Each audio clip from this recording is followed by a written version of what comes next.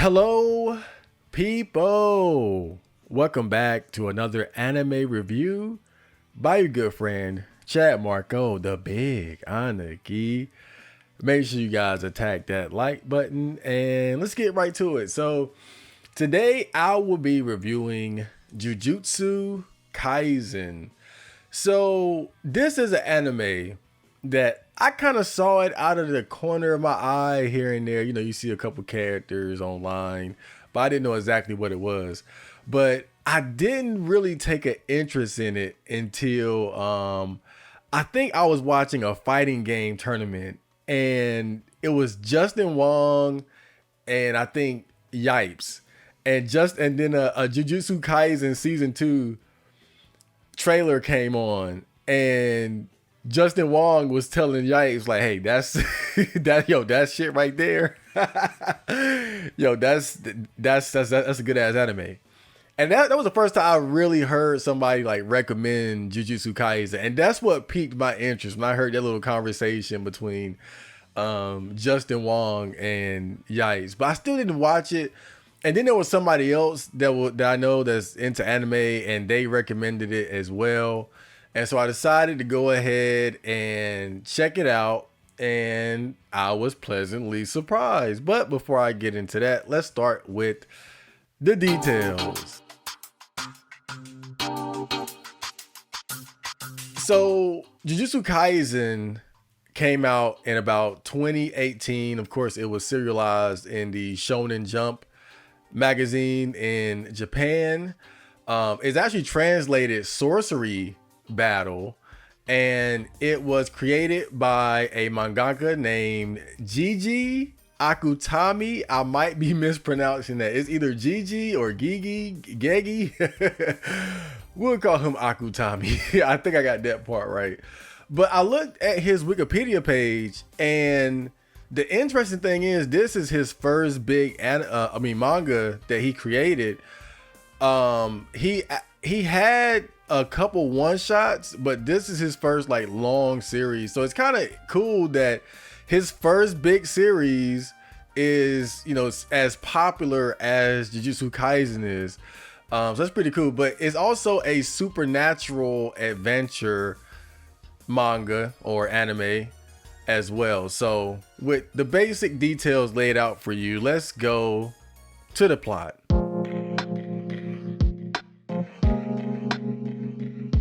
So Jujutsu Kaisen begins with the introduction of a young Japanese boy named Yuji Itadori.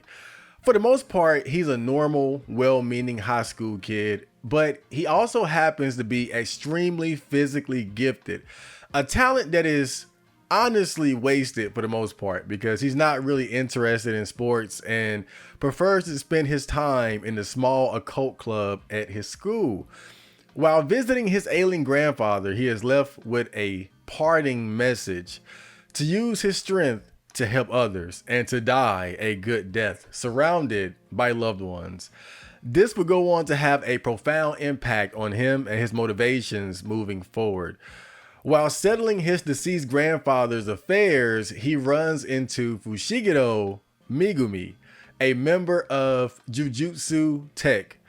Fushiguro explains to Yuji that he is looking for what is called a cursed object that was taken from its rightful place. Fushiguro goes on to explain that many of the mysterious deaths and calamities around Japan are caused by curses, which are the living manifestations of negative human emotions caused by fear, regrets, pain, suffering, etc. And the lost cursed object acted as a ward against potentially harmful curses. Yuji informs Fushiguro that a member from his occult club has the cursed object and plans to unseal it at the school that very night. So they rush to the school to prevent them from breaking the seal, but it's already too late.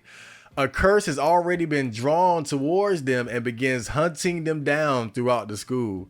Fushiguro, having actual combat experience against curses, leaves Yuji outside while he goes in to rescue his friends. But Yuji, not being content with sitting on the sidelines while his friends are in trouble, decides to join in on the fight, using his freakish strength to battle the curse alongside Fushiguro. They manage to save Yuji's friends and obtain the lost cursed object, but when a more powerful curse attacks them and injures Fushiguro, Yuji jumps in to defend him, but is unable to do any real damage to the curse without having any curse powers of his own. He then remembers that Fushiguro explained to him that cursed objects can be consumed to gain greater power, but in most cases it will simply overwhelm and kill human consumers. But out of desperation and close to death, Yuji consumes the cursed object, which is a finger belonging to the greatest, most evilest curse known to man, the mighty Ryomen Sukuna. Instantly, Yuji gains the great power of Sukuna, who takes over his body and easily destroys the curse that nearly killed them. Sukuna is thrilled to be alive again with his new human vessel and is already planning on massacring as many people as possible. But as it turns out, Yuji is able to easily take back control of his body, which leaves Sukuna dormant yet again. Suddenly, Gojo, a man who is widely considered to be the strongest Jujutsu sorcerer of them all, appears, and after getting the 411 from Fushiguro and Yuji, challenges Sukuna to a quick sparring match just to confirm Yuji's successful merging with the curse. After easily beating Sukuna and having Yuji put him back to rest, he captures Yuji in order to figure out what to do with him next. So officially, the higher ups at Jujutsu Tech want Yuji to be killed because he is harboring such a dangerous curse. But Gojo believes that he could be of use to them and vouches for him to become a Jujutsu Tech sorcerer. He explains to Yuji that the finger of Sukuna that he consumed was only one of 20, and that if he would use his powers to help them find the other fingers, he may be able to keep his life, while also gaining more power from every finger he is able to consume. So being stuck with little options and seeing the opportunity to use his newfound powers for good, he agrees to join Jujutsu Tech and thus begins the hunt for the 20 fingers of the king of curses, Ryomen Sukuna. So that was a basic breakdown of the plot. And so next we're going right into the characters. So stay tuned.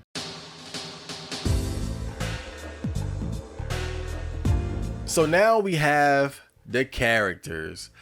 So first we are going to talk about the main character, Itadori Yuji. So Yuji is our friendly pink-haired protagonist. As stated before, he joined Jujutsu Tech after consuming the cursed finger of Ryomen Sukuna and having the option of either being promptly executed or helping them recover the other fingers. Now, Yuji is kind of an interesting character to me as an anime protagonist because we all know that most writers, they go for the goofy but hard-working and talented nice guy archetype for their main character. And Yuji, he fits that mold for the most part, but at the same time, I didn't find it nearly as annoying as I typically do. I feel like with Yuji, they found a good balance of the typical shonen protagonist traits for him, where he does come across as being, you know, maybe not unique, but likable in his own way. And I think it's because he seems somewhat grounded or even ordinary, but caught up in extraordinary circumstances.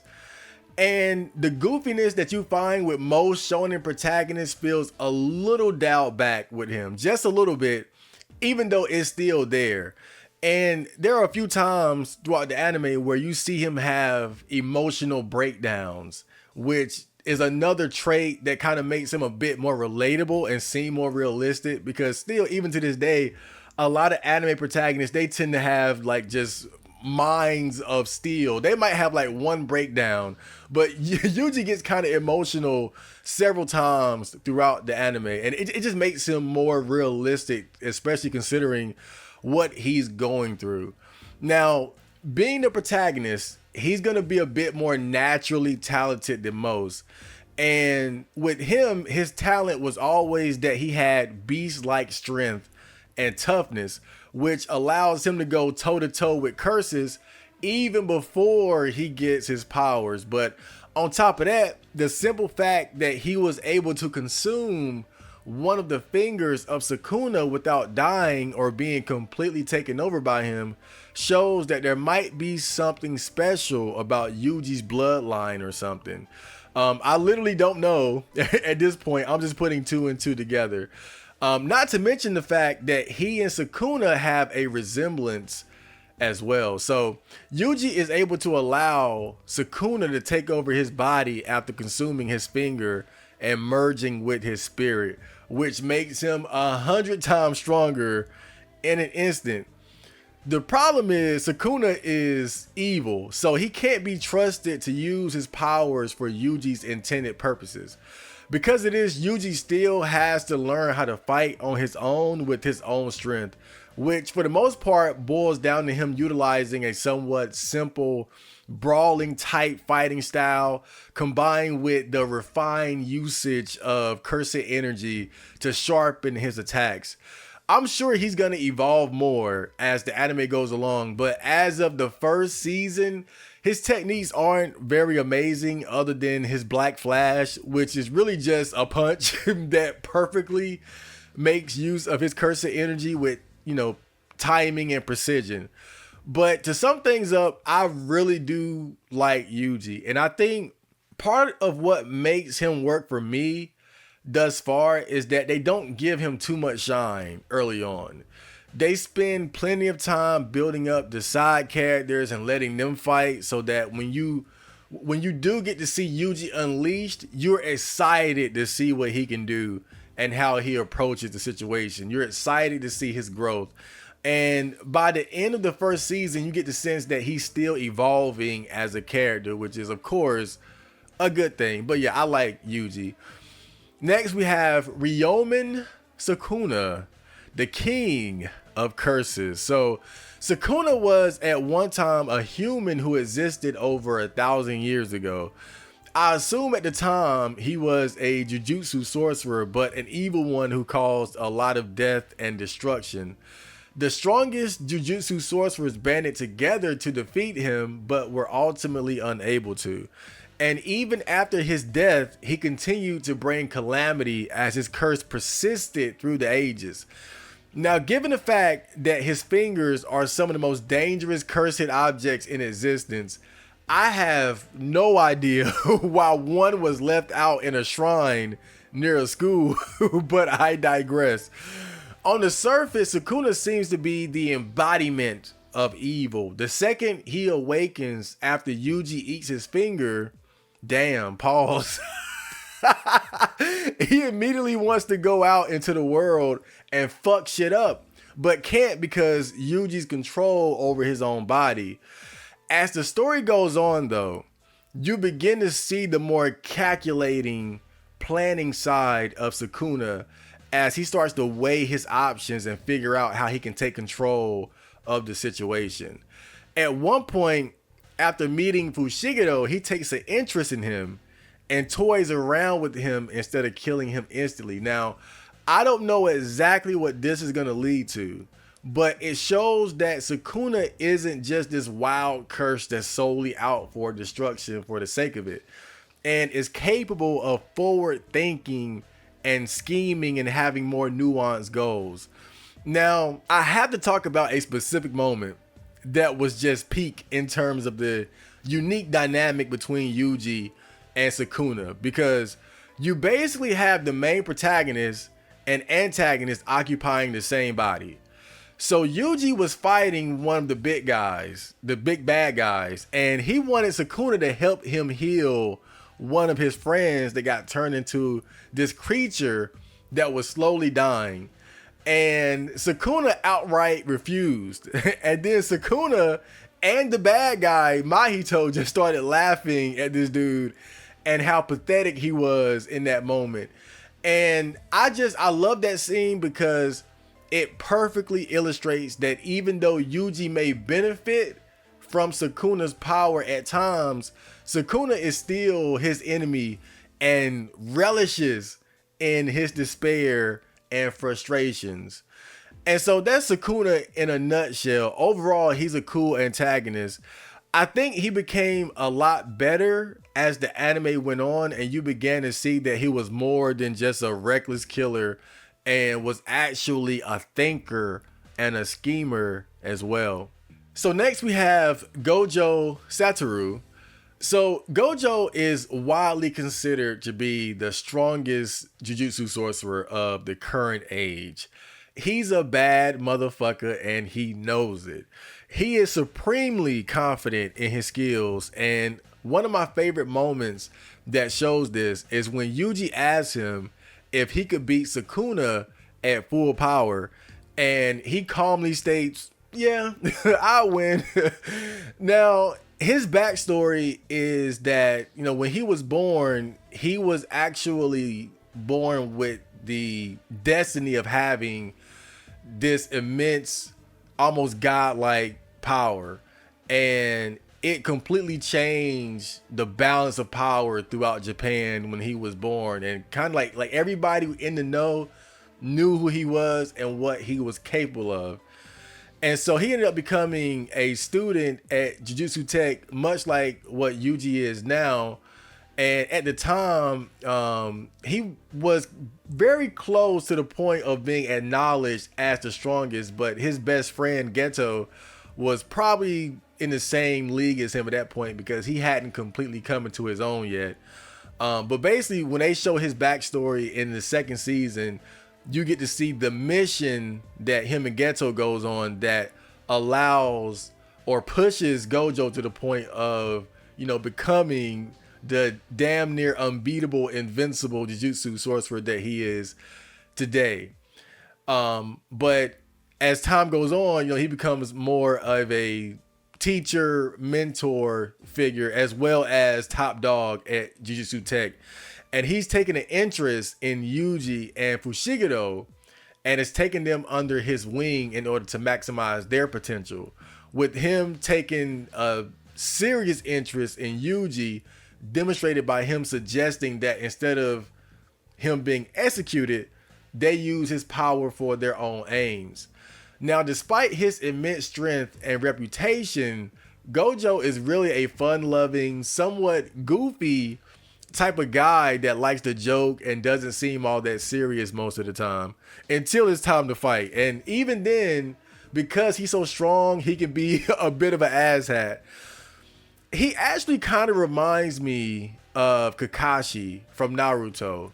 Maybe a bit sillier than him, but he has a similar aura in terms of being this super strong mentor-like figure for the younger characters. And his ability is absolutely OP. I don't know exactly how it works. It's kind of a complicated explanation to it, but it's called the power of infinity, where the closer his opponents get to him, the slower they go. So essentially they can't touch him. On top of that, he's very fast, strong. He can shoot very powerful energy blasts. I mean, he pretty much has it all. It's almost comical how strong he is. And he's not quite One Punch Man tier, but he's damn close. And I remember seeing people online discussing him and saying he's the best example of an anime character that is built up as being the strongest. And I see what they were talking about, because obviously, you would compare him to characters like All Might from Boku no Hero Academia or someone like that. And, they definitely did a good job with him. He's the very definition of being completely overpowered, but also cool as hell. So next we have Fushiguro Megumi, another young upstart amongst the Jujutsu Tech sorcerers. It must be said, he and Yuji have the classic straight man and goofball dynamic, or clash of personalities, like Denji and Aki from Chainsaw Man, Goku Vegeta, Naruto Sasuke, Vash Wolfwood, etc. And of course, he is the more serious and moody of the duo that balances out Yuji's more friendly and happy disposition. But when he was younger, Fushiguro was a bit of a troublemaker, always getting into fights with bullies or people he didn't like. And this cold or harsh sense of justice would go on to define his outlook on helping others going into the future, which creates a bit of a friction between him and Yuji, despite their mutual respect for one another. Again, it's like it's the Vash and Wolfwood thing. And if you don't know, Vash from Trigun was like, let's save everybody. And Wolfwood was like, let's save the good people and show no mercy to the bad people. And that's kind of like the relationship between, or difference between, Yuji's and Fushiguro's approach to, trying to be a hero of sorts. But Fushiguro is very calm and a serious type of person that always seems to be deep in thought and reflecting on his circumstances. Like there's a big puzzle that he hasn't quite figured out yet, And Yuji's motivation to save people is a lot more apparent. With Fushiguro, I get the sense that he's almost just going with the motions, that something else is driving him to move forward other than wanting to be a hero or something. But even he doesn't quite fully know what it is either. His ability is summoning Shikigami to fight on his behalf, which are, magical creatures like wolves and giant snakes, birds, as well as being quite adept in hand-to-hand combat. Now, what's interesting, like I mentioned before, is that Sukuna has taken an interest in him for whatever reason. So it seems that he sees some greater potential or utility in Fushiguro that he wants to see unleashed. Maybe just for the sake of it, or because he thinks he can get some use out of him. Either way, I think the mystery of Sukuna's fascination with him over Yuji is such a great detail that keeps the viewer wondering where it's going to lead moving forward. Because with Fushiguro, it takes a while before he really starts to flex his muscles and stand out among the other characters in combat. But when it finally does happen, the payoff is well worth the wait. Next, we have Kugisaki Nobara. Nobara rounds out the trio of Yuji, Fushiguro, and herself, of course. She is a Jujutsu sorceress who joins up with the organization about the same time as Yuji. She is very mean and aggressive and always talking down to her peers, especially Yuji. Just really kind of a bitch, to put it plainly. And I have to be upfront here. I'm not a big fan of this character. And I talked about this on 4chan on the A board about how it seems to be difficult for manga creators to make good female characters in shonen that aren't just liked for their appearance or fan service. Because I like her design. I like the way she looks, oppai, booba. But, it's everything else that's kind of lacking. And I feel like Nobara continues that trend because so far she's kind of like what Sakura was to Naruto and Sasuke to me. Just a bit better, because Sakura was the worst. She ain't that bad, but it's really just that Nobara isn't that interesting of a character to me. She doesn't have a compelling backstory or unique approach to life or fighting that would make somebody rally behind her or resonate with her. But I will say that I do like her combat style and abilities. She's almost like a voodoo witch who uses voodoo dolls and nails and hammers in battle. And there's quite a bit of interesting utility to the style that she uses. Now, even though I think she's a bit of a disappointment giving her prominent position in the story, she still fits in nicely with Yuji and Fushiguro to where their personality differences allows them to play off of each other in like entertaining ways. So she might not be that great of a character, but she still fits in well with the trio of Yuji and Fushiguro, and I will give her that credit. So next we have Kento Nanami. Now this is a fan favorite right here. Nanami is a veteran Jujutsu sorcerer who actually came up in the same class as Gojo when he was younger.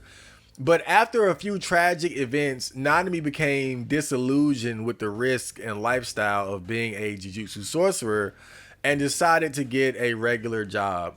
However, after a few years of being a salaryman, he realized that he hated that lifestyle too and decided to go back to being a Jujutsu sorcerer since he was actually good at it. What makes him different from the other sorcerers is that because he actually lived a normal life of formalities and rules while having a job, his approach to being a sorcerer is very similar, where he takes a very unemotional, almost detached view of his current occupation, seeing it as a job, which makes him much less quirky and expressive than the others. For him, even though he's killing curses with superpowers, it's all about clocking in and clocking out at the end of the day, at least on the surface. Now, his main ability is that he can create weak points on his enemies by striking at specific points on their body, creating a critical hit. He also has overtime, which limits his combat ability until after a certain amount of time has passed, then greatly increases it once that time is up. So it's almost like putting a limiter on yourself for a while, and then once that time is up, you get your full strength plus some extra. Overall, though, his greatest asset is his experience and his ability to properly assess any given situation. But this is definitely one of the standout characters in his anime. Make sure you keep an eye on Nanami. He's a fan favorite for sure. So next we have Mahito, who is the curse of human hatred. So Mahito is pretty much the main bad guy for the first part of the anime. So he is the living embodiment of a curse, but he is a bit different from the run-of-the-mill curses that sorcerers fight on a daily basis. So most curses are just based on the negative energy that builds up around a small area or a particular event. But Mahito and his allies are like major curses. So they represent general fears or negativity that affect masses of people. Like Jogo, for instance, is a curse based on volcanoes, which have been known to destroy entire settlements of people and kill hundreds of thousands over the course of history. Hanami is another one who represents the fear of nature and wilderness. But Mahito is a curse based on the hatred that men have for one another, which obviously would make him very powerful. Mahito is just pure evil. He has no regard for human life and doesn't just kill to further his own goals. You can tell that he derives a great deal of pleasure from making humans suffer. When they introduce Mahito, he befriends this kid who is being bullied at school. Now, Mahito is just using this kid, but I think it was the perfect way to express Mahito's feelings towards people in general, because this bully kid had built up a great deal of hatred for his tormentors and wanted to see them suffer, and Mahito helps him to that end. But when you focus in on what that bully kid felt, that desire to inflict pain on those that hurt him, and the satisfaction he would get from enacting his revenge, that energy, that's Mahito times 1,000. Now, his main ability is soul transfiguration, which means he can alter his own soul and the souls of others with direct contact. With himself, he uses this ability to change his own body in many destructive and unpredictable ways. So he can create different types of weapons and means of attack and defense by altering his own flesh. He can turn his arms into blades, grow wings to fly. He can split into many versions of himself. So it's a very versatile ability. Now, on others, this ability allows him to basically turn people into monsters that will act on his behalf, though some semblance of their humanity remains, just enough to allow them to suffer through the experience. But one thing that makes him interesting is that he is kind of like Yuji in that they are both in the process of trying to unleash their full potential. So he makes a good early rival for Yuji, as they both tend to grow a great deal while fighting each other throughout the anime at key points. And I remember when I went to the anime convention at GalaxyCon, and I was talking to Eric and his girlfriend, and Eric mentioned how Mahito was his favorite character, and we were like, "What? That psychopath?"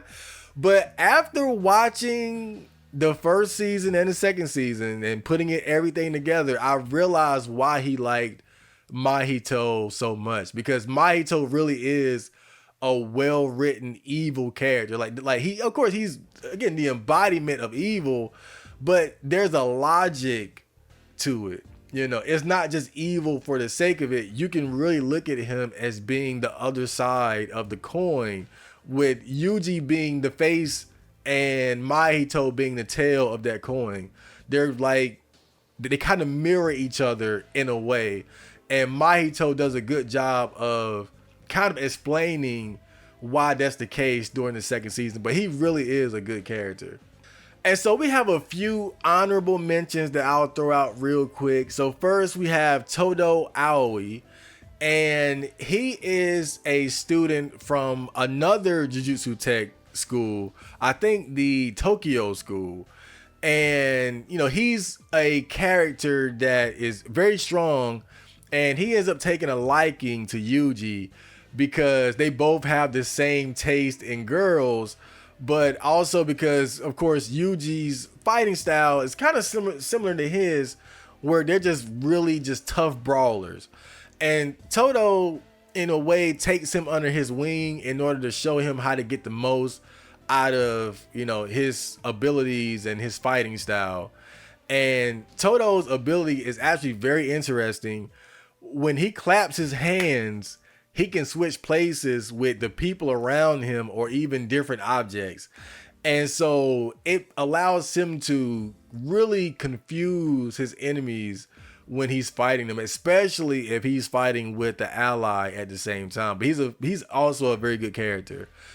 And next we have Panda, and he's also a Jujutsu Tech student, but he's not actually a human. I mean, obviously, but he's kind of interesting because he's considered to be like a cursed puppet, except he has these like living souls inside of him or something like that. He's different in that most puppets don't really have a soul or could be considered actually living, but he was created in a special way to where he actually has, like, he's really alive and has his own soul. And not only does he have a soul, he has 3 souls occupying his body, which are his siblings.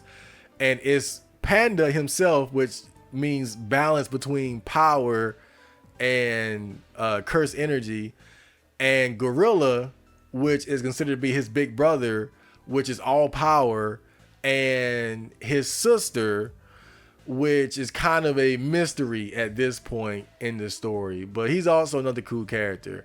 And then you have Inumaki, and he's kind of like low-key for the most part, but he has a very interesting curse ability.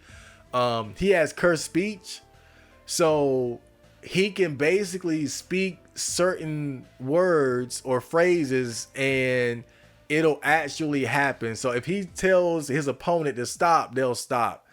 Or he could yell blast and then it'll blow them away. But because of the nature of his ability, he can't talk outside of using like a small range of words like salmon, tuna, stuff like that, because he could end up hurting himself or other people by just saying everyday words. Then you have Tojo, Now, Tojo is another fan favorite, and you'll see him be introduced during season 2 during Gojo's backstory. But he is just a whole beast. I mean, just beast mode. Man, like this guy he's just known for being extremely powerful. He actually doesn't have cursed energy, but because of this, his natural physical ability is extremely extraordinary. And he is considered to be a highly dangerous assassin type character. And he's actually sent to try to kill Gojo when Gojo is, younger in his backstory. But I mean, that's another character to look out for. Tojo, just a fucking beast. And last but not least, we have Geto Suguru. So Geto is one of Gojo's good friends when, during his younger days at the Jujutsu Tech. And his powers are very similar to Fushiguro, where he can summon powerful Shikigami. And at this point in the story, his power level is considered to be similar or within the same range as Gojo. And so they kind of act as partners, but also kind of rivals at this point, or at that point in the story. But Geto, now there's some twists and turns with this, but essentially Geto ends up becoming one of the big bad guys of the story. That's not really a significant spoiler though, because you kind of get revealed that he's a bad guy very early, but he's more significant than what you might realize early on. I'll just put it like that. And so those were the characters, and next we're gonna get to the good, the bad, and the ugly, so stay tuned.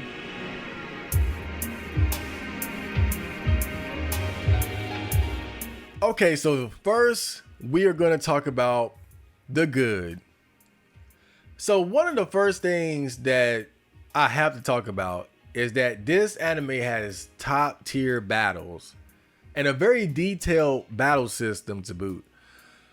So one thing that I realized quickly while watching this is that this anime has a lot of good fights, and it puts a strong emphasis on not just having a lot of fights, but drawn out battles as well. Of course, you have your quick scuffles here and there, but you can tell that the creator really wanted to make an action-packed anime. And that's exactly what you're going to get with this. If you like an anime with good fights, a lot of action, this is what you want to go for. And then on top of that, like, it's very violent. It's violent, it's brutal. I'm talking limbs getting chopped off. It's bloody. I mean, it's a really hard anime. I mean, it's man, it gets crazy. And one of the early battles that I think of is actually Gojo versus Jogo. And of course, Gojo is, the strongest Jujutsu sorcerer, and Jogo is the volcano curse spirit. And that's when you really get to see Gojo flex his muscle, where you get to see not only, his general lineup of abilities, but also his domain.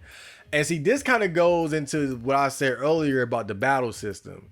So you have, within the world of Jujutsu Kaisen, you have something called domains, which are considered to be like the highest level of curse ability. And domains are basically like, it's an ability that allows you to change the environment so that it gives the user a significant advantage in the battle. And so one of the things about unleashing your domain is that you can't miss while your domain is activated. So whatever your special attack is, it will not miss as long as your domain is active. But the thing is, if your opponent uses their domain as well, then it creates a domain clash of sorts where it cancels out the automatic hit ability. So essentially, if one Jujutsu sorcerer is fighting another that has a domain ability and he doesn't, then they're going to be at a significant disadvantage. But if they have one as well, then they have a much better chance of, being able to fight back successfully. But not only do they have domains, they also have things called packs where, depending on the person's ability, they might have a certain requirement necessary to activate it or to strengthen it. So it could be something like, in order for me to use my power, then I have to make my opponent utter a certain word or something like that. Not saying that's in the anime, but that's kind of how packs work, is that you, in order to strengthen your ability or sometimes use it, sometimes they will have a requirement that they have to do first. Kind of like Nanami's overtime, where he has to leave himself in a weakened or weaker state for a certain amount of time in order to get greater strength after that time is up. It's kind of like that, like give and take. But there's also, now this is kind of interesting. So you guys know that in anime, you'll oftentimes see combatants explain their powers. Like they'll explain how it works. Kind of like JoJo's Bizarre Adventure is one of the worst. Well, they'll sit there and explain the ins and outs of how their power or ability works. And obviously this is done so that the viewer can know what the hell is going on, because sometimes, these characters have very complex or confusing abilities. And so having them explain it to their enemy, while that doesn't make sense if you're trying to, get the edge on them, it's a way to have it explained to the viewer. But in Jujutsu Kaisen, they actually made it make sense to do that within the context of the rules of the battle system in this anime. And so in Jujutsu Kaisen, when you explain how your ability works to your opponent, it makes it stronger. So you have incentive to kind of reveal your cards early on. So if you have a nuance or weird ability that people might not understand, if you don't explain it, you can use it, but it's not going to be as strong. But if you tell your opponent, it makes it stronger. And so, that's just one of the things with Jujutsu Kaisen's battle system that makes it kind of interesting. And they have a lot of those little rules and things like that. And it's kind of hard to keep up with, to be honest, as far as like how certain things work. Like they have reverse curse, and there are certain rules for being able to regenerate damage. It's a lot that goes into it, but overall, I definitely give the creator credit for creating a somewhat complex battle system that, because you don't always see that. When you look at something like Dragon Ball Z, there's very little complexity to how the fighting works. It's power up and now you're stronger. But another good thing about Jujutsu Kaisen is that it does a very good job of utilizing its characters the right way. And so the first example I use is Yuji. Now, Yuji, of course, is the main character. And you guys know with me, I'm the type of person where I tend to gravitate more towards side characters. That's just how I always been. But one thing about Yuji that I think they do very well is that they don't go out of their way to turn him into a Mary Sue. Even given the fact that he's acting as a vessel for the most powerful cursed demon ever known to man, they still don't really make him that much of a Mary Sue. A lot of times in his fights, especially with some of the more important ones, he'll get by the skin of his teeth, or he'll really need a lot of assistance from his allies. But also, they'll spend so much time on the other characters that when Yuji does show up, you kind of miss him. And that's one thing that I've always had an issue with when it comes to anime, and it might just be a personal thing, but when the main character is used way too much and they get just really too many of the big W's, like they win too many of the big fights and it takes away from the other characters. They don't do that in Jujutsu Kaisen. And I would say even like by the end of season 2, I was kind of left feeling like, damn, you kind of want more from Yuji. I mean, don't get me wrong, he does his thing, but it's still kind of like, damn, like they should probably give him another ability or two. But still, it's like they use him so well as far as like when to have him in the spotlight and when to kind of take him back a little bit and let somebody else have a really good fight. And another example I would say is Fushiguro. Fushiguro was a character that when I first saw him, I was expecting him to really be showing off early because he has significantly more experience than Yuji. So you would think, you know, even though with Yuji being the main character, that Fushiguro will be carrying a big part of the load early, but that's really not the case. And so for most of the first season, you're kind of looking at Fushiguro like, yo, this is a cool character, but he ain't doing a lot.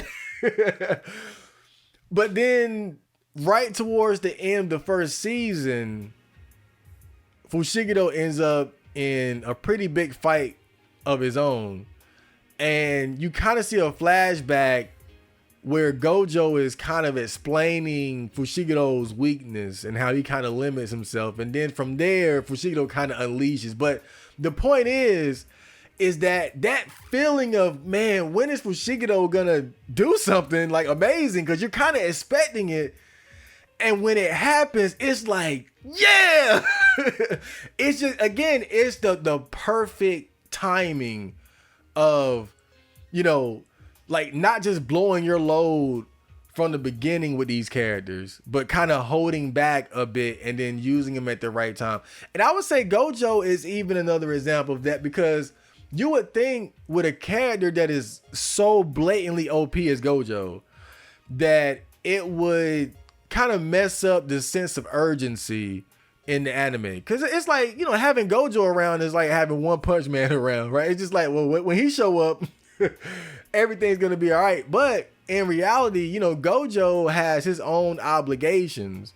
You know, as the most powerful Jujutsu sorcerer, he can't always be around to help out the underlings or the weaker sorcerers. You know, they got to clean up and be able to stand on their own 2 feet.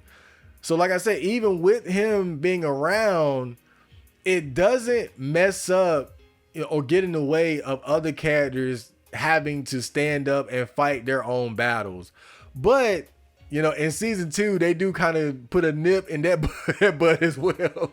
But I'm just saying that in general, you would think having a character like Gojo around would get in the way, but it really doesn't. And you just kind of appreciate it when you do get to see him, you know, kick a little ass here and there. Okay, so next I'm gonna talk about the bad. So one thing I noticed is that it's a little bit too similar to a lot of modern shonen anime. And I think it's a sign of like lack of creativity. And one of the first things that I noticed, you know, is like going back to Chainsaw Man. When you look at Denji and Aki in particular, there is so much similarity between Denji, really even just Denji himself and Yuji, but also his relationship with Fushiguro, or to be more specific, Yuji's relationship with Fushiguro compared to Denji's relationship with Aki in Chainsaw Man. And what I'm saying is, like, look at Yuji and Denji, right? You have 2 characters that, one, absorb a powerful demon or curse, mystical type creature early on that allows them to gain great power. And with Denji is absorbing, what was the dog's name? Pushita, the chainsaw dog. And with Yuji, it was absorbing the finger of Sukuna, which allowed him to become the vessel for Sukuna, the king of curses. So right there you have a similarity. Then on top of that, they both die like really early in the anime and then come back to life. But that's not a big spoiler for this, by the way. Yuji dies after like 4 episodes. I might still spoiler that. But then you look at Aki and Fushiguro. They're both the kind of dark, gloomy, no nonsense, serious, straight man type characters to balance out the protagonist. But not only that, they both summon like monsters to fight on their behalf. And remember, because Aki had the giant fox and Fushiguro has the different Shikigami. And so I'm looking at it, I'm like, bro, like this is like 1-for-1 Chainsaw Man and Jujutsu Kaisen doing the same shit, at least early on.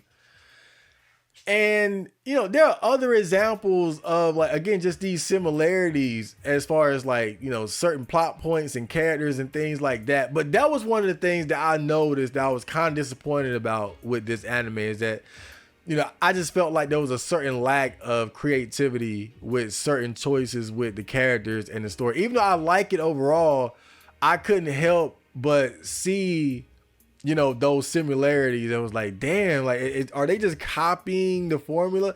And, you know, it kind of reminds me of a meme that I saw that it was basically saying that Dragon Ball Z and Goku influenced a particular generation of anime. And then moving forward, the new influencer of anime was, I think it was Bleach or something. I forgot exactly which one it was. But it was basically saying that, you know, with each new generation of anime, there's like one big shonen anime that influences the majority of them. And I'm wondering if we're seeing like the new generation of influence, or the new generation of anime being influenced by these different trends and tropes. Because I felt that while I was watching Jujutsu Kaisen. And so another bad thing about it, and this is really particularly with the first season, the second half of the first season is a little dull. I'm gonna be honest. It got off to a great start. The first half of the first season, great start. But I noticed during the second half, it slowed down a bit, and it took a while for it to get ramped up. And what happened was they had like this little mini tournament arc where the Jujutsu Tech school from Tokyo went against the school that Yuji and his friends are a part of. And they had like this little tournament in the woods and whatnot. And obviously, you know, this was an attempt to introduce a wave of new characters and show off their abilities and establish new relationship dynamics and things like that. So, and this is kind of common, you know, it's like when you look at My Hero Academia, they had a tournament arc early on for the express purpose of introducing new characters and showing their backstories and their abilities. One of the best was the Chunin exams from Naruto. So that's kind of what this was supposed to be. But it was really short. The tournament format was kind of goofy. I didn't like that. Now it did pick up later. I'm not gonna lie, like it picked up later, but there was like a dullness to the second half of the anime for about maybe 5 or so episodes, and then it kind of picked up again. But I will say this, it gets much better going into the second season. But that's about all as far as like the good and the bad. Now let's get to the score.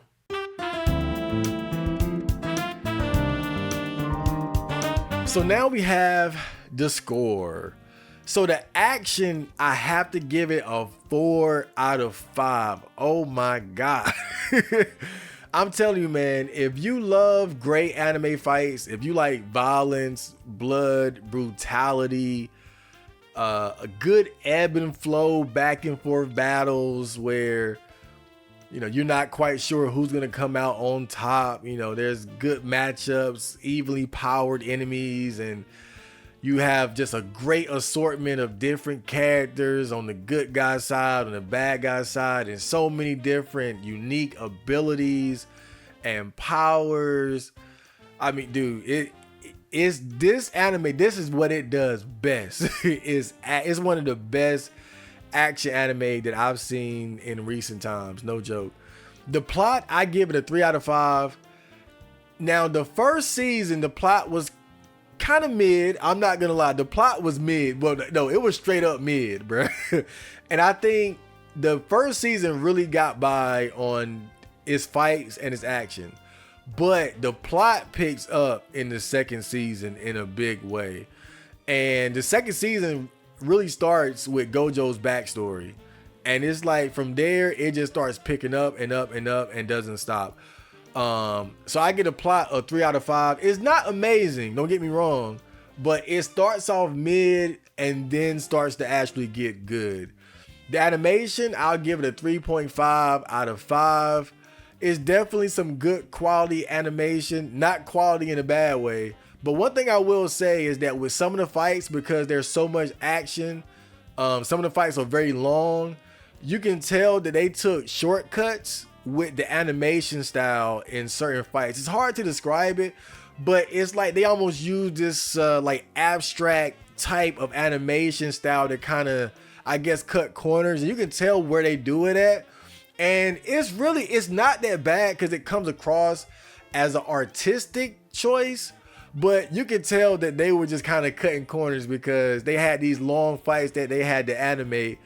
But overall, the animation is of good quality, and even the fights are pretty well animated. It's just that sometimes you can tell that they're cutting corners by using that little abstract sloppy style of animating and drawing. And you'll see it. You'll definitely catch it when you see it.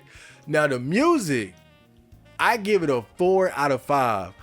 While I was actually, finishing up writing this review, and I do this every time. Of course, I hear the music as I'm watching it, but I don't really appreciate certain tracks unless I just listen to the OST by itself.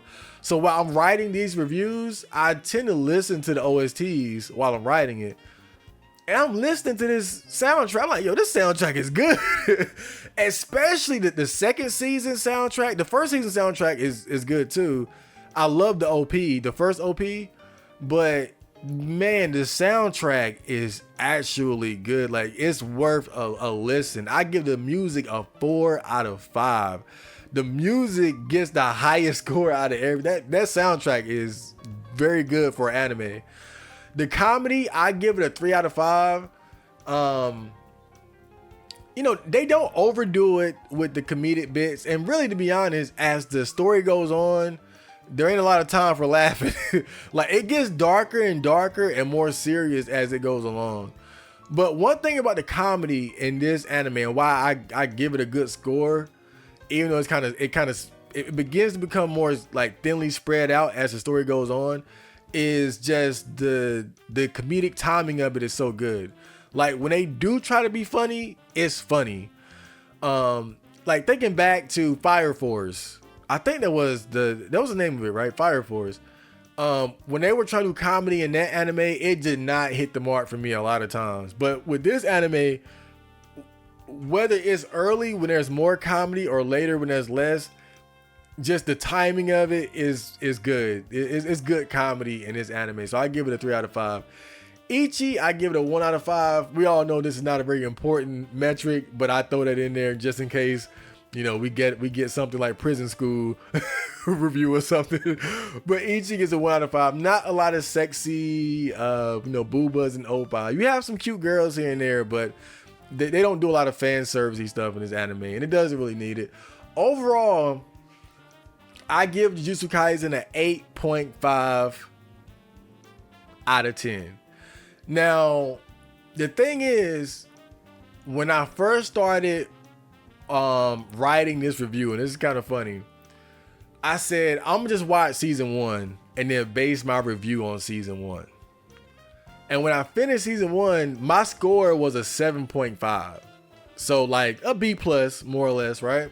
But halfway through finishing the review, I started watching the second season, and that's when it gets really good. The second season is what takes it from a 7.5 to an 8.5. That's when it really hits its stride. I'm telling you, like if you're gonna watch Jujutsu Kaisen, and let's say you get through the first season, maybe you're not that impressed, just go a little bit further, man. I'm telling you, like once you get about, I say about 4 or 5 episodes into the second season, hooked.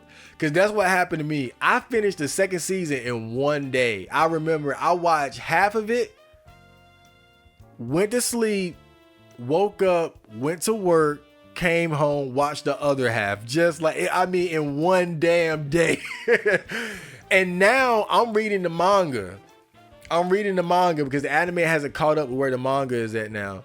So I'm reading the manga, and it's just still getting better and better. So I highly recommend this anime. Jujutsu Kaisen is a great anime. I'm really digging it. I'm enjoying it.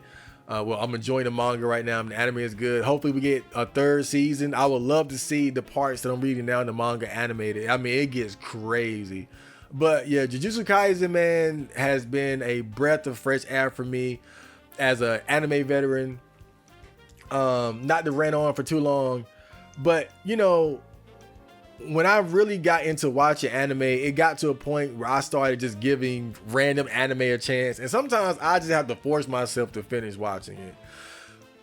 And as I got older, it just became harder to kind of find like those really good anime that I didn't feel like I had to kind of like force myself to get through it. Like Fire Force was one where I kind of had to, you know, push myself to get through it. It was all right, but I still had to, you know, it didn't hook me.